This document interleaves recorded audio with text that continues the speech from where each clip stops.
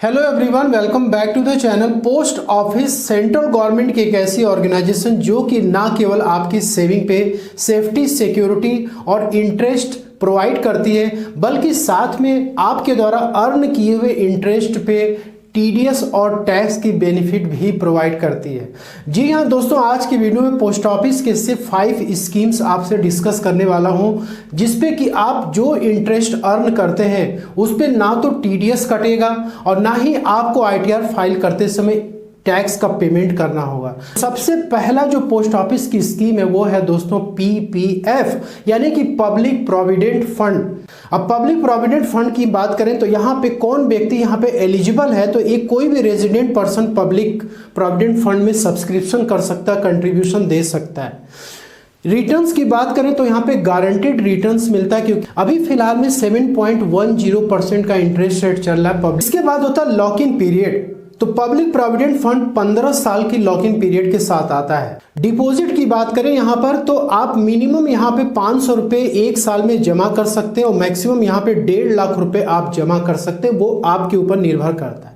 अब यहाँ पे बात करते हैं कि यदि कोई व्यक्ति पीपीएफ में कंटिन्यूअसली पैसा डालते जा रहा है और आप उसको बीच में यदि पैसे की जरूरत पड़ेगी तो कैसे वो अपने इस नीड को पूरा कर पाएगा।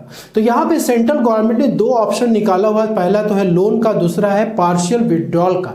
तो देखिए, लोन की फैसिलिटी पीपीएफ पे आपको मिलती है। तो पीपीएफ के अगेंस्ट में यदि आपको लोन लेना है तो आप 1 साल के बाद और 5 साल के पहले तक किसी भी समय आप लोन के लिए अप्लाई कर सकते हैं। और यहाँ पे जो लोन का अमाउंट होगा, ऐसा नहीं कि कोई भी अमाउंट यहाँ पे आप अप्लाई करेंगे और आपको लोन मिल जाएगा। दोस्तों यहाँ पर जो आपके पीपीएफ अकाउंट में बैलेंस पड़ा होगा उसका 25% आप क्या कर सकते हैं, लोन ले सकते हैं। इंटरेस्ट रेट की बात की जाए तो जो पीपीएफ पे आपको इंटरेस्ट रेट मिलता है 7.10, इससे 1% एक्स्ट्रा आपको पे करना होता है और 36 मंथ्स यानी 3 साल का टाइम मिलता है कि आप अपने इस लोन को रीपे कर दें। यदि आप रीपे नहीं कर पाते हैं 3 साल में तो उसके बाद जो इंटरेस्ट रेट होगा वो 6% एक्स्ट्रा चार्ज किया जाएगा। ठीक है। पार्शियल विड्रॉल की बात करते हैं, यदि आप लोन नहीं लेना चाहते हैं और आपको पैसा पीपीएफ से विड्रॉ करना है तो आप 5 साल के बाद जो है पीपीएफ से पैसे को विड्रॉ कर सकते हैं। लेकिन यहां पर भी कंडीशन ये है कि आपके पीपीएफ अकाउंट में जो बैलेंस पड़ा होगा उसका 50% आप क्या कर सकते हैं, विड्रॉ कर सकते हैं। इसके बाद बात करते हैं टैक्स ट्रीटमेंट की। काफ़ी इंपॉर्टेंट है कि पीपीएफ पे किस तरीके से टैक्स का बेनिफिट मिलता है और टीडीएस का भी यहाँ पे ट्रीटमेंट इंपॉर्टेंट है। तो देखिए, जो पीपीएफ होता है ना, ये EEE की कैटेगरी में आता है। EEE का मतलब हो गया इनकम टैक्स रिटर्न फाइल करते समय आपको EEE की बेनिफिट यहाँ पे मिलती है। अब पीपीएफ में देखिए 3 प्रकार की इनकम होती है। पहला तो ये होता है कि जो आप यहाँ पे डिपॉजिट करते हैं, मतलब जो 500 रुपये आप हर साल या फिर 1.5 लाख रुपए आप हर साल जमा कर रहे हैं, ये डिपॉजिट जो होती है ये एग्जेम्प्ट होती है। मतलब आपको यहाँ पे टैक्स बेनिफिट मिल रहा है। 80C में आप 1.5 लाख रुपए तक मैक्सिमम यहाँ पे क्लेम कर सकते हैं, अपनी इनकम को कम कर सकते हैं, जिससे कि आपका टैक्स भी यहाँ पे कम हो जाता है। तो दोस्तों, यदि कोई व्यक्ति है, यदि उसकी इनकम मान लीजिए 5.5 लाख रुपए आ रही है और वो पीपीएफ का यहाँ पे बेनिफिट 80C में दिखा देता है तो उसका टैक्स नील हो जाता है। नेक्स्ट होता है पीपीएफ पे जो इंटरेस्ट आप अर्न करते हैं, जो ब्याज आप हर साल 7.10 आपका ब्याज जो है आपके अकाउंट में हर साल क्रेडिट होता है, तो ये इंटरेस्ट भी क्या होता है, टैक्स फ्री होता है। और इस इंटरेस्ट पे सेक्शन 194A पे जो टीडीएस का प्रोविजन है वो अप्लाई नहीं होता है। ठीक है। तो यहां पर जो भी है पीपीएफ पे जो इंटरेस्ट आप अर्न करेंगे उस पे टीडीएस भी नहीं कटेगा। और दोस्तों यहाँ पे है जो लास्ट वाला ये है मैच्योरिटी, मतलब मैच्योरिटी के टाइम पे यदि आप 15 साल तक टिक गए पीपीएफ में तो जो पैसा वहां से आपको मिलेगा उस पे भी आपका 1 रुपए का भी टैक्स जो है चार्ज नहीं किया जाएगा। टॉपिक्स की जो दूसरी स्कीम है वो है सुकन्या समृद्धि योजना। ये एक ऐसा प्लान है जो बेटियों की एजुकेशन के लिए और बेटियों के मैरिज के लिए गवर्नमेंट ने निकाला हुआ है कि आप अपने छोटी सी बिटिया के लिए प्लानिंग आप कर सकते हैं इस योजना के तहत। तो देखिए, यहाँ पर जो एलिजिबिलिटी होती है कि ये गर्ल चाइल्ड को ही यहाँ पे बेनिफिट मिलता है। तो देखिए, यदि आपकी बिटिया की एज यहाँ पे 10 ईयर्स से कम है तो आप जो है सुकन्या समृद्धि अकाउंट के लिए एलिजिबल हैं। और यहाँ पे मैक्सिमम 2 गर्ल चाइल्ड के लिए आप क्या कर सकते हैं, अकाउंट ओपन करा सकते हैं। लेकिन यदि कोई जुड़वा बच्चे हैं तो उस केस में 2 से ज़्यादा भी अकाउंट ओपन हो जाते हैं, ठीक है। और यहाँ पे रिटर्न्स की बात करें तो जो ब्याज मिलता है सुकन्या समृद्धि पे वो 8.20 मिलता है, और ये टाइम टू टाइम गवर्नमेंट इसको चेंज करती रहती है। लॉक इन की बात करें तो इंपॉर्टेंट है, आपको 15 साल तक इस सुकन्या समृद्धि योजना में अपने पैसे डिपॉजिट करने पड़ते हैं एज ए गार्जियन, ठीक है, और उसके बाद बंद हो जाता है। उसके बाद जब 18 साल कंप्लीट होता है तो यदि आपकी बेटियां 10th स्टैंडर्ड को पास कर लेती है या फिर 18 ईयर्स कंप्लीट हो जाता है उसका, दोनों में से जो पहले हो जाएगा, तो उसमें आपको इस अकाउंट से, सुकन्या समृद्धि अकाउंट से पैसे को विड्रॉ करने का भी मौका मिल जाता है, और 21 ईयर्स में ये अकाउंट मैच्योर हो जाता है। मतलब पूरा कहा जाए तो लॉक इन पीरियड यहाँ पे 21 साल का होता है। डिपॉजिट की बात करें तो आप इसमें मिनिमम 250 रुपये हर साल जमा कर सकते हैं, मैक्सिमम यहाँ पे 1.5 लाख रुपए आप जमा कर सकते हैं। लोन की बात करें कोई भी आप लोन की फैसिलिटी नहीं ले सकते हैं। पार्शियल विड्रॉल की बात करें तो जैसे मैंने बताया कि जब बिटिया की एज 18 ईयर्स हो जाती है या फिर वो 10th स्टैंडर्ड में चली जाती है, जो भी दोनों में से पहले होगा, आप क्या कर सकते हैं, सुकन्या समृद्धि अकाउंट में जो भी आपके बैलेंस पड़े हुए हैं उसका 50% आप क्या कर सकते हैं, विड्रॉ कर सकते हैं। यहाँ पे एक फैसिलिटी और है कि 5 साल कंप्लीट होने के बाद कुछ इंसिडेंट ऐसे होते हैं जैसे कि जिसका अकाउंट है वो डेथ कर जाए, या फिर गार्जियन की डेथ हो जाए, या फिर कोई ऐसी लाइफ थ्रेटनिंग डिजीज हो जाए उस पर्सन को जिसके नाम से अकाउंट ओपन कराया गया है, तो उस केस में कंपैशनेट ग्राउंड पे क्या होता है कि पैसे को विड्रॉ किया जा सकता है, अकाउंट को क्लोज किया जा सकता है। वो टैक्स ट्रीटमेंट की बात करें दोस्तों तो यहाँ पर भी EEE की बेनिफिट मिलती है, जो कि मैंने आपको दिखाया था। तो सुकन्या समृद्धि अकाउंट में जो भी पैसा आप डिपॉजिट करेंगे 80C में 1.5 लाख रुपए तक मैक्सिमम आप छूट ले सकते हैं। इंटरेस्ट जो भी आप सुकन्या समृद्धि अकाउंट पे कमाएंगे वो भी टैक्स फ्री होगा, और यहाँ पे कोई भी TDS भी उस पर नहीं कटेगा सेक्शन 194A में। ये सबसे बड़ी बेनिफिट है। और मैच्योरिटी पे जो भी पैसे आपको मिलेंगे वो भी टैक्स फ्री होगा। तो EEE की बेनिफिट यहाँ पे आपको मिल जाती है। और नेक्स्ट यहाँ पे national saving certificate NSC, central government के द्वारा बहुत ही एक सेफेस्ट स्कीम, जिसमें कि आप पैसे को जब अपने सेव करके रखते हैं वहां पर तो आपका काफी ज्यादा प्रोटेक्शन होता है। और यहाँ पे यदि एलिजिबिलिटी की बात करें तो कोई भी सिंगल पर्सन अपने नाम से अकाउंट ओपन कर सकता है, ज्वाइंट में अकाउंट ओपन करा सकता है, कोई माइनर चाइल्ड के नाम पर भी यदि उसकी 10 ईयर्स के अंदर में एज है तो उसमें आप ओपन करवा सकते हैं।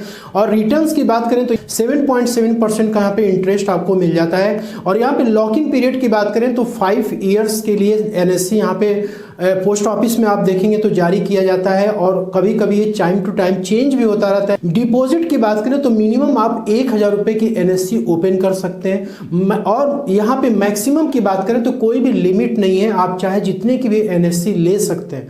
लोन की बात करें दोस्तों, यहाँ पे यदि पैसे की जरूरत यदि पड़ जाए तो आप अपने NSC को किसी भी बैंकिंग फाइनेंशियल इंस्टीट्यूशंस में, कोऑपरेटिव बैंक में या फिर कहीं भी गिरवी रख करके आप प्लेज कर सकते हैं, और आप क्या वहां से लोन की फैसिलिटी ले सकते हैं। यहाँ पे पार्शियल विड्रॉल की बात करें तो NSC में जो भी पैसा आप डालते हैं आप जो है पहले उसको विड्रॉ नहीं कर सकते हैं। PMC प्री मैच्योर क्लोजर का ऑप्शन जरूर मिलता है कि यदि आप जो है NSC को तोड़ना चाहते हैं तो कुछ केसेस होते हैं जो कि मैंने आपको बताया था, यदि डेथ हो जाए उस पर्सन की या फिर कोई लाइफ थ्रेटनिंग डिजीज हो जाए, या कुछ केसेस होते हैं जिसमें कि आप NSC को तोड़वा सकते हैं। और यहाँ पे टैक्स ट्रीटमेंट की बात करें तो इंपॉर्टेंट है दोस्तों, यहाँ पे जो आप पैसा इन्वेस्ट करते हैं NSC में, जो पैसा आप सेव करते हैं उसमें आपको 80C में 1.5 लाख रुपए तक की बेनिफिट मिल जाती है। जो इंटरेस्ट यहाँ पे आप अर्न करते हैं वो काफी इंपॉर्टेंट है।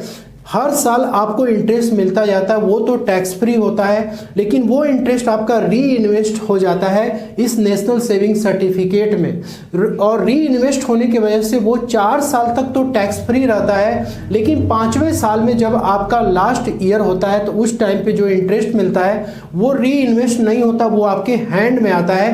तो गवर्नमेंट की ये रूल कहती है कि 5वें साल में जो इंटरेस्ट आपको मिलेगा वो क्या हो जाएगा, टैक्सेबल हो जाएगा। अब इन द सेंस यहाँ पे हो गया कि आपको अपने इनकम टैक्स रिटर्न में इस इंटरेस्ट इनकम को जो 5वें साल की है उसको आपको इनकम फ्रॉम अदर सोर्सेस में शो करना पड़ेगा। टीडीएस की बात करें तो यहाँ पे एनएससी के इंटरेस्ट पे कोई भी टीडीएस डिडक्ट नहीं होता है और मैच्योरिटी के टाइम पे जो वैल्यू आपको मिलती है वो भी टैक्स फ्री होती है। सीनियर सिटीजन के लिए बहुत अच्छी स्कीम जिसमें कि इंटरेस्ट रेट भी ज़्यादा मिलता है वो है senior citizen saving scheme post office की, जिसमें कि कोई भी एक सीनियर सिटीजन जिसकी एज 60 ईयर्स या उससे ज़्यादा हो जाती है वो इस अकाउंट को ओपन करा सकता है। कोई भी रिटायर्ड सिविलियन एम्प्लॉय है जो कि 55 ईयर्स के एज के बाद रिटायर होता है और वो 55 से लेकर के 60 के बीच में कभी भी सीनियर सिटीजन सेविंग स्कीम को ओपन करा सकता है। कोई भी डिफेंस एम्प्लॉय है जो कि 50 साल के बाद रिटायर होता है वो भी इस अकाउंट को ओपन करा सकता है। यहाँ पे यदि इंटरेस्ट रेट की बात करें तो 8.20 का इंटरेस्ट रेट मिलता है, एनुअली अकाउंट में क्रेडिट होता है और यहाँ पर भी जो लॉक इन पीरियड होती है वो 5 ईयर्स की होती है। इसमें मिनिमम आप 1000 रुपये से आप इस स्कीम में इन्वेस्ट सेव कर सकते हैं, मैक्सिमम 30 लाख रुपए तक आप यहाँ पे सकते हैं। लोन की बात करें तो सीनियर सिटीजन सेविंग स्कीम पे कोई भी लोन की फैसिलिटी अवेलेबल नहीं है। और इसके बाद प्री मैच्योर विड्रॉल की बात करें तो देखिए सीनियर सिटीजन सेविंग स्कीम में कोई भी प्री मैच्योर विड्रॉल की फैसिलिटी नहीं है, लेकिन हाँ अकाउंट को क्लोज कराने की फैसिलिटी जरूर है। आप 5 साल के पहले कभी भी अपने अकाउंट को क्लोज करा सकते हैं, लेकिन उस केस में प्री मैच्योर विड्रॉल चार्जेस आपको पे करने पड़ते हैं। और यहाँ पर जो होता है दोस्तों ईटीई की बेनिफिट मिलती है। तो यहाँ पे जो इन्वेस्टमेंट आप करते हैं सीनियर सिटीजन सेविंग स्कीम में आप जो है 1.5 लाख रुपए तक 80C में यहाँ पे क्लेम ले सकते हैं, लेकिन यहाँ पे जो इंटरेस्ट आप अर्न करेंगे इस स्कीम पर इसमें थोड़ा सा आपको ध्यान देना है कि 50,000 रुपए तक यदि आपकी इंटरेस्ट इनकम होती है 1 साल में तो उस केस में एक तो पोस्ट ऑफिस कोई भी टीडीएस डिडक्ट नहीं करेगा। पहली बेनिफिट तो ये है और दूसरी बेनिफिट ये है कि यदि आपकी इंटरेस्ट इनकम आती भी है तो आप अपने इनकम टैक्स रिटर्न में उसको आप लेंगे, लेकिन वहां पर भी आपको छूट मिल जाता है 80 टीटीबी में 50,000 रुपये तक। तो आपकी जो भी इंटरेस्ट होगी वो क्या हो जाएगी, टैक्स फ्री हो जाएगी।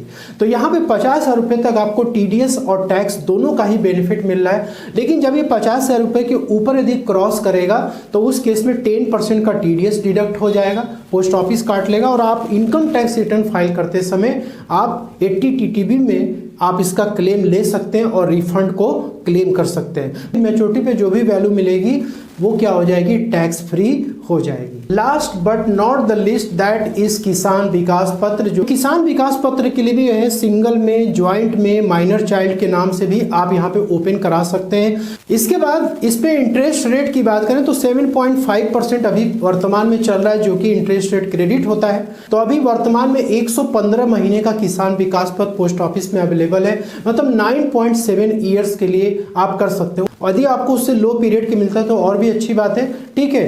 तो 9.7 ईयर्स के लिए आप इसमें पैसा डालते हैं, लेकिन यहाँ पे एक फैसिलिटी आपको मिलती है कि 2.6 ईयर्स के बाद आप इस किसान विकास पत्र को तोड़ भी सकते हैं। तो मिनिमम 1000 रुपीज़ आप डाल सकते हैं और मैक्सिमम के लिए कोई लिमिट नहीं है। लोन की कोई फैसिलिटी यहाँ पे अवेलेबल नहीं है। और यहाँ पे दोस्तों बात करें तो प्री मैच्योर विड्रॉल, अगेन वही बात होगी जैसे सीनियर सिटीजन सेविंग अकाउंट का मैंने आपको बताया था कि आप उसको 1 साल, 2 साल, 3 साल आप जब चाहे तब उसको क्लोज करा सकते हैं। वैसे किसान विकास पत्र में भी ये सुविधा है, लेकिन वहाँ पे प्री मैच्योर के क्लोजर चार्जेस पे करने होते हैं। और यहाँ पे प्री मैच्योर क्लोजर में है कि आप अकाउंट को क्लोज भी करा सकते हैं, लेकिन कुछ केसेस जो कि मैंने आपको बताए थे उसमें है डेथ की सिचुएशन है, इसके बाद लाइफ थ्रेटनिंग डिजीज है और 2.6 ईयर्स कंप्लीट होने के बाद भी आप इसको क्लोज करा सकते हैं। यहाँ पे टैक्स ट्रीटमेंट की बात करें तो ये टीटीई के साथ में आता है। वो रेलवे वाला टीटीई की बात नहीं कर रहे हैं दोस्तों, यहाँ पे टी का मतलब होता है कि जो पैसा आप इसमें डिपॉजिट करेंगे ना, आपको 80C में कोई भी यहाँ पे बेनिफिट नहीं मिलने वाला है।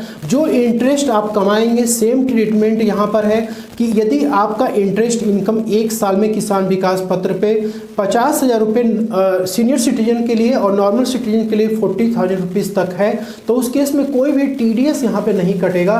लेकिन यदि इसके ऊपर यदि क्रॉस करता है तो 10% का टीडीएस डिडक्ट हो जाएगा। आपको यहाँ पे एक बेनिफिट मिलती है कि आप सेक्शन 80 टीटीबी में 50,000 रुपये तक छूट ले सकते हैं। ठीक है, टीडीएस यदि कट गया तो कोई इश्यू की बात नहीं है, आपको यहाँ पे छूट मिलता है, इसलिए आपका वो इंटरेस्ट इनकम भी क्या हो जाता है, कम हो जाता है और आपके जो भी टीडीएस कटा उसका रिफंड आपको मिल जाता है। तो सेंट्रल गवर्नमेंट की ये 5 स्कीम्स पोस्ट ऑफिस की एज ए टैक्स पेयर काफ़ी मायने रखती हैं, क्योंकि बहुत सारे लोग इन स्कीम्स में अपने पैसे को रखते हैं। तो यहाँ पर आपको कहाँ कहाँ पे टैक्स बेनिफिट मिला, कहाँ कहाँ पे आपको टीडीएस की बेनिफिट मिल रही है, आप उसको जरूर अपने इनकम टैक्स रिटर्न में क्लेम करें और दोस्तों ज़्यादा से ज़्यादा अपना टैक्स आप सेव करें। तो उम्मीद करता हूँ कि आपको ये सारी बातें क्लियर हो गई होंगी।